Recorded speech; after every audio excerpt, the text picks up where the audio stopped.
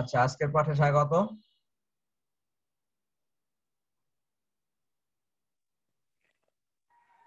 একাদশ অধ্যায় পাঠ 3।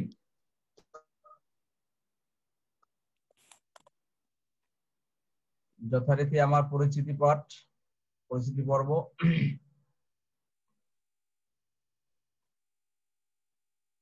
আচ্ছা, এই যে বিশেষ উপজাতি, এদেরকে চিনতে পারছো তোমরা? জি স্যার। ক্ষুদ্র নৃগোষ্ঠী।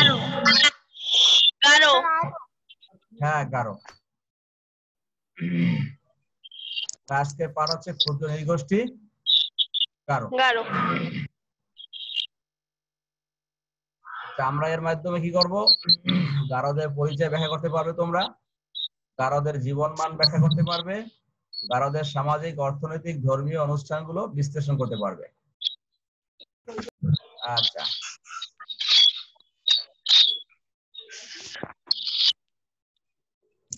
তানিম ইসলাম পড়ো, গারো সম্বন্ধে কি আসছে?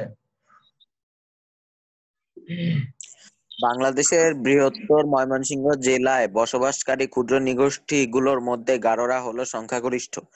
গারোরা ময়মনসিংহ, টাঙ্গাইল, মধুপুর, নেত্রকোনা, শেরপুর, জামালপুর ও গাজীপুরের শ্রীপুরে বসবাস করে। বৃহত্তর সিলেট জেলায়ও কিছু সংখ্যক গারো রয়েছে। বাংলাদেশের বাইরে ভারতের মেঘালয় ও অন্যান্য রাজ্যেও গারোরা বাস করে। বাংলাদেশের গারোরা সাধারণত সমতলের বাসিন্দা। আচ্ছা, তাহলে আমরা পেলাম গারোরা সংখ্যাগরিষ্ঠ হিসাবে বসবাস করছে কোন জায়গায়? ময়মনসিংহ জেলায়। কোন জায়গায়? ময়মনসিংহ জেলায়। আচ্ছা, এরপরে আরো যে সমস্ত জায়গায় গারোরা বাস করে তার মধ্যে হচ্ছে উল্লেখযোগ্য টাঙ্গাইলের মধুপুর, নেত্রকোনা, শেরপুর, জামালপুর ও গাজীপুরের শ্রীপুরে তারা বাস করে। ঠিক আছে। আচ্ছা, বাংলাদেশের বাইরে আছে ভারতের মেঘালয় ও অন্যান্য রাজ্য কিছুদের বাস আছে। ঠিক আছে। আর বাংলাদেশের গারোরা সাধারণত সমতলের বাসিন্দা। কোন জায়গার বাসিন্দা? সমতলের বাসিন্দা। সমতল তো বুঝো তোমরা, পাহাড়ি অঞ্চল না। হ্যাঁ, আমরা বাস করি কোন অঞ্চলে? সমতল অঞ্চলে। সেরকম তারাও সমতল অঞ্চলে বাস করে। ঠিক আছে। আচ্ছা, আমরা এই স্যারের মাধ্যমে গারোদের কিছু অবস্থান দেখে নেই, তাদের জীবনধারা সম্পর্কে একটু পরিচিত হয়ে নিন। ঠিক আছে। আচ্ছা, এই হচ্ছে গারোদের স্বাভাবিক জীবনধারার একটু চিত্র। গারো মহিলারা কাজ করে, তাদের বাড়িতে এরকম, হ্যাঁ, মাটির তৈরি, উপরে সনের ছাউনি অথবা টিনের ছাউনি এরকম। আর এই যে মোটামুটি গারোদের একটা সামগ্রিক অবস্থা আমরা এই স্লাইডের মাধ্যমে দেখতে পেলাম। ঠিক আছে। আচ্ছা, গারোদের সামাজিক জীবন সম্বন্ধে আমরা এখন জানবো। সামাজিক জীবন, তানহা পড়ো।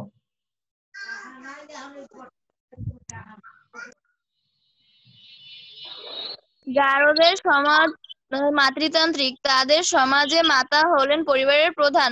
সন্তানেরা মায়ের উপাধি ধারণ করে। পরিবারের সর্বকনিষ্ঠ কন্যা পরিবারের সমুদয় সম্পত্তির উত্তরাধিকার লাভ করে থাকে।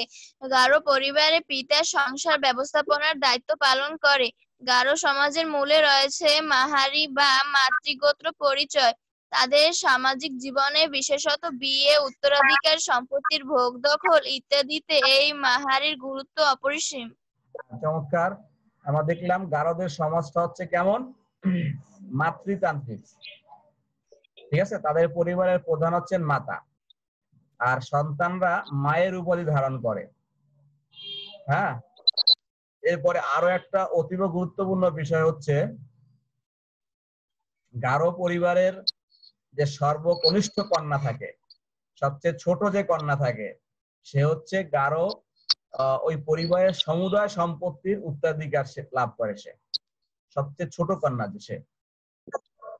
আচ্ছা, পিতা হচ্ছে সংসার ব্যবস্থাপনার দায়িত্ব পালন করে। এরপরে আরেকটা বিষয় হচ্ছে গারো সমাজের মূলে রয়েছে মাহারি। মাহারি শব্দের অর্থ হচ্ছে মাতৃগোত্র। এই মাহারি বা মাতৃগোত্র পরিচয় সে গারো সমাজের মূলে এটাই রয়েছে। আচ্ছা, এরপরে আছে তাদের সামাজিক জীবনে বিশেষত বিয়ে, উত্তরাধিকার, সম্পত্তির ভোগ দখল, এই সমস্ত বিষয়ে এই মাহারির গুরুত্ব অপরিসীম। তাহলে গারো সমাজে মাহারির বিষয়টা গুরুত্বপূর্ণ বলে আমরা দেখলাম। ঠিক আছে, আমরা এবার গারোদের আসলেই যে তাদের পরিবারে মায়েদের প্রাধান্য বেশি তার কিছু চিত্র আমরা এখানে এই স্লাইডের মাধ্যমে দেখতে পেলাম বা দেখছি। সমস্ত কাজেই গারোদের পরিবারে মাতৃদের প্রাধান্য বেশি, মায়েদের প্রাধান্য বেশি। হ্যাঁ, আচ্ছা, এরপরে গারোদের সামাজিক জীবন সম্বন্ধে আরো কিছু আছে, আমরা দেখবো, সেটা পড়বে আনিকা।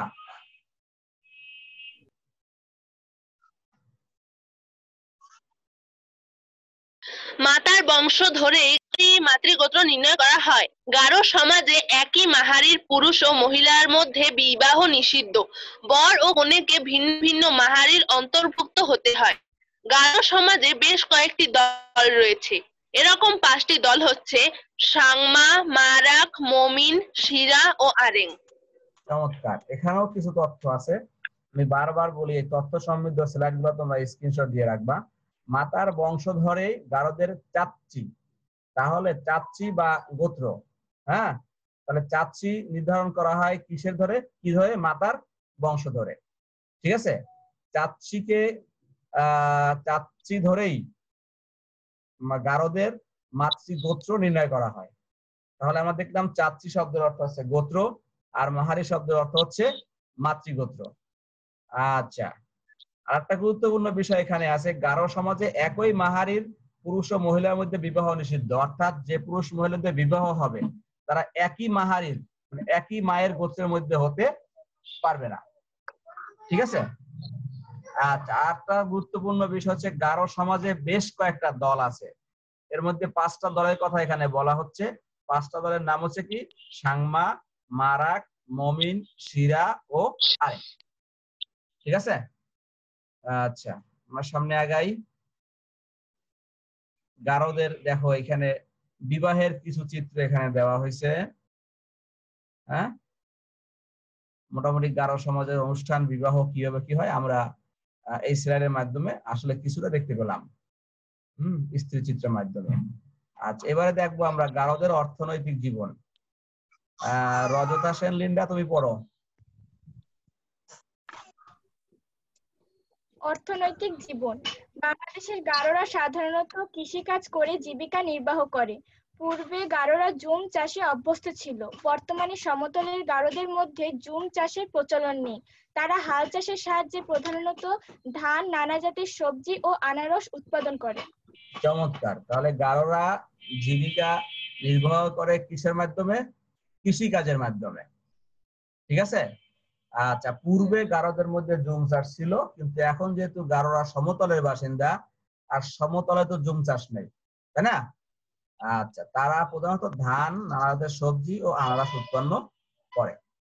আচ্ছা, এই গারোদের কৃষি কাজের কিছুটা চিত্র আমরা এখানে দেখছি। হ্যাঁ, মহিলারাও সব মাঠে চলে আসে, তারা সমানভাবে সমস্ত কাজগুলো করে থাকে। ঠিক আছে, আচ্ছা, রেজাউল করিম, ধর্মীয় জীবন পড়ো।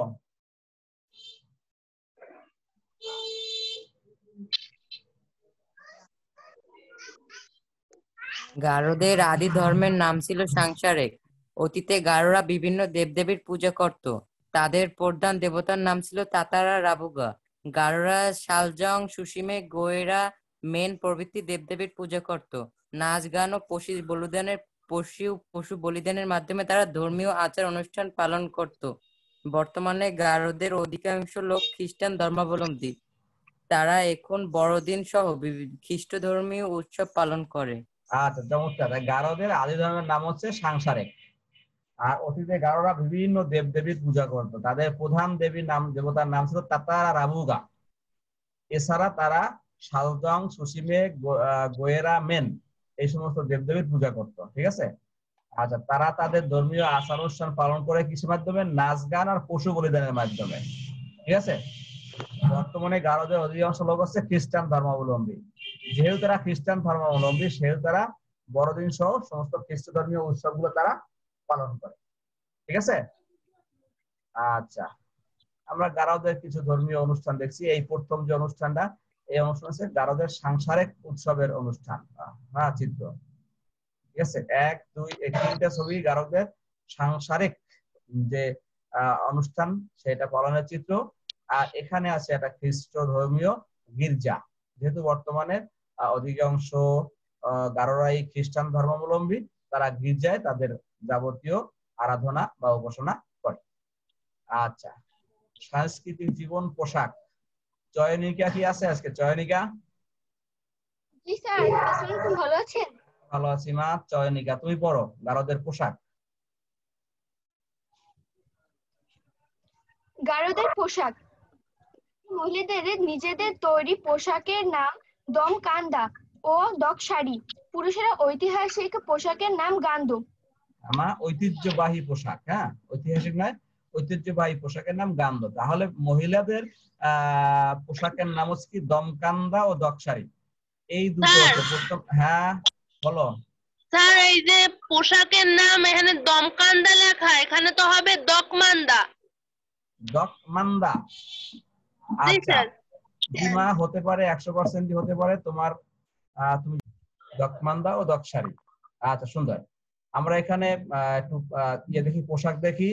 এই হচ্ছে গারোদের দকমান্দা, এইতে মাঝখানে দকশাড়ি, আর এই পুরুষদের ঐতিহ্যবাহী পোশাক গান্দো। ঠিক আছে।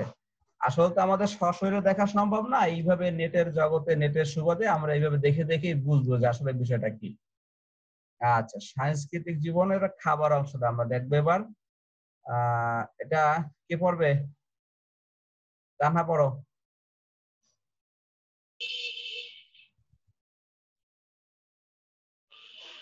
আসে না, আসছে। হ্যাঁ পড়ো। সাংস্কৃতিক জীবন খাবার। গারোরা ভাতের সাথে মাছ ও শাকসবজি খেয়ে থাকে। তাদের বিশেষ খাদ্য হচ্ছে কচি বাঁশের গুড়ি এর নাম নেওয়া। এছাড়াও তারা কলাপাতা মোড়ানো পিঠা, মেরা পিঠা এবং তেলের পিঠা খেতে পছন্দ করে। আচ্ছা সুন্দর। তাহলে তারা কি খায়? ভাতের সাথে মাছ ও শাকসবজি খায়, তাই না? আর বিশেষ খাবার হচ্ছে কচি বাঁশের গুড়ি, যার নাম হচ্ছে মেওয়া। হ্যাঁ, এছাড়া কলা পাতা মোড়ানো পিঠা, আমাদের দেশে কিন্তু কিছু কলা পাতা মোড়ানো পিঠা তৈরি হয়, তাই না? এরপরে আছে একটা বিশেষ পিঠা কি মেরা পিঠা, আর তেলের পিঠা, এটা আমাদের দেশে, আমাদের অঞ্চলে এটা থাকে বা আছে। তো এই যে গারোদের খাবারের কিছু চিত্র আমরা দেখছি জায়গা, এ হচ্ছে গারোদের ঐতিহ্যবাহী খাবারের বিষয় আর কি, যা তারা খেয়ে থাকেন। আচ্ছা, এরপরে উৎসবটা আমরা পড়বো, দেখবো উৎসবটা। তানিম কি চলে গেছে? হ্যাঁ তানিম চলে গেছে। রেজাল্ট করিম পড়ো উৎসব।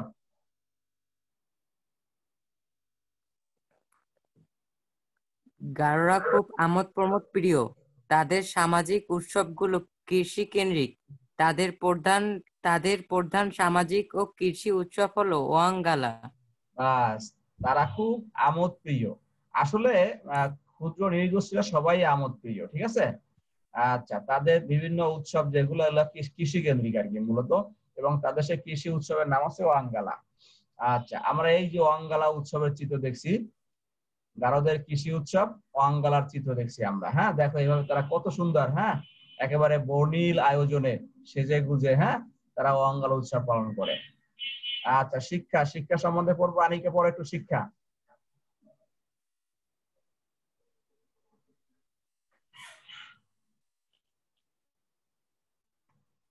আনিকা শুনছে না বোধহয়। রজত হোসেন লিন্ডে পড়ো। বাংলাদেশের গারোদের ভাষা আসিক খুশিক। এই ভাষার নিজস্ব বর্ণমালা নেই। গারো ভাষা তিব্বতীয় বর্মী ভাষাগোষ্ঠীর অন্তর্ভুক্ত। চমৎকার। গারোদের ভাষার নাম হচ্ছে আসিক খুশিক। হ্যাঁ আচ্ছা, এই যে ভাষাটা, এই ভাষার কোনো বর্ণমালা নেই, এটা অদ্ভুত। হ্যাঁ, বর্ণমালাবিহীন ভাষা। আর এই ভাষাটা তিব্বতীয় বর্মী ভাষাগোষ্ঠীর অন্তর্ভুক্ত।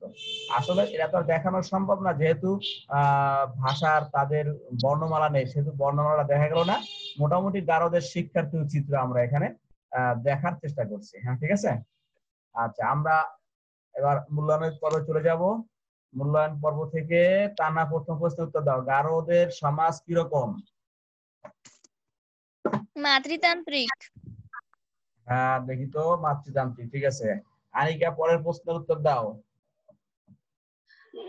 স্যার কনিষ্ঠ কন্যা।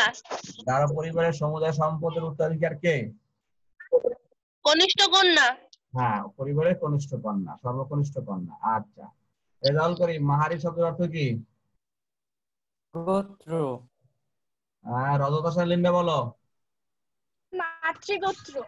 মাতৃগোত্র, শুধু গোত্র নয়, মাতৃগোত্র। হ্যাঁ, আচ্ছা আচ্ছা, এবারে চয়নিকা বলো, বাংলাদেশের সংখ্যাগরিষ্ঠ হিসেবে গারোদের বাস কোথায়?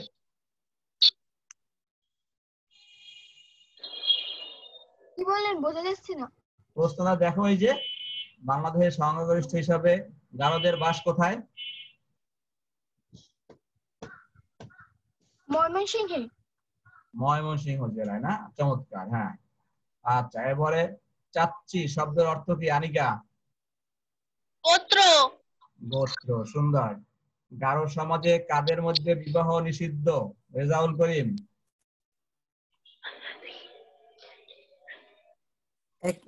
একই গোত্রের একই মাহারির পুরুষ মহিলার মধ্যে। সুন্দর। আচ্ছা, গারোদের দল কটির নাম কি? আমরা যে বইতে গারোদের দল পাইছিলাম, এই দলের নাম কি? টানা বলতে পারবা? কঠিন নাম, দেখে নাও আবার। হ্যাঁ, সাংমা, মারা, মমিন, শিরা ও আরেং। সাংমা, আরেং। মারা, মমিন, শিরা ও আরেং। আচ্ছা, চমৎকার। এবারে গারোদের আদি ধর্মের নাম কি? সাংসারিক। সাংসারিক।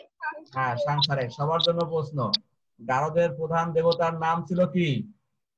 তারা রাবুগা। তাতারা রাবুগা। সুন্দর, তাতারা রাবুগা। গারোরা কিসের মাধ্যমে তাদের ধর্মীয় অনুষ্ঠান পালন করত? নাচ গান ও পশু বলিদানের মাধ্যমে। সুন্দর, নাচ গান ও পশু বলিদানের মাধ্যমে। আরো আছে মূল্যায়ন প্রশ্ন, গারো মহিলাদের নিজেদের তৈরি পোশাকের নাম কি? দকমান্দা ও দকশারি। দকশারি। আচ্ছা, এখানেও লেখাটা ভুল আছে, আমরা দকমান্দাই পড়বো, ঠিক আছে? তো এখানে দকমান্দাই লেখা আছে, দকমান্দা ও দকশারি। আচ্ছা, গারো পুরুষদের ঐতিহ্যবাহী পোশাকের নাম কি? পুরুষদের কান্দ। আচ্ছা, গারোদের প্রিয় খাদ্য কচি বাঁশের গুড়ির জনপ্রিয় নাম কি? মেওয়া। মেওয়া। মেওয়া। মেওয়া। সুন্দর। গারোদের প্রধান সামাজিক ও কৃষি কেন্দ্রিক উৎসবের নাম কি? ওয়াঙ্গালা। ওয়াঙ্গালা। চমৎকার। বাংলাদেশের গারোদের ভাষার নাম কি? আতিক খুশি। আতিক খুশি। সুন্দর। গারোদের ভাষা আতিক খুশি কোন ভাষা গোষ্ঠীর অন্তর্ভুক্ত? তিব্বতীয় বর্মী। তিব্বতীয় বর্মী। তিব্বতীয় বর্মী ভাষা গোষ্ঠীর। চমৎকার। বাড়ি গাছটা দেখে নাও।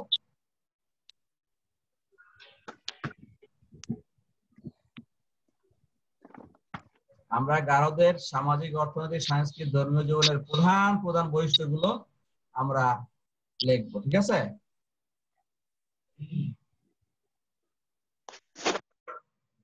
আচ্ছা, তাহলে সর্বশেষ সবাইকে ধন্যবাদ। সবাই ভালো থাকো, বাসায় বাড়ি কাজ করবে, নিয়মিত ক্লাসে জয়েন করবে, ক্লাস থেকে দেওয়া পড়াটা নিয়মিত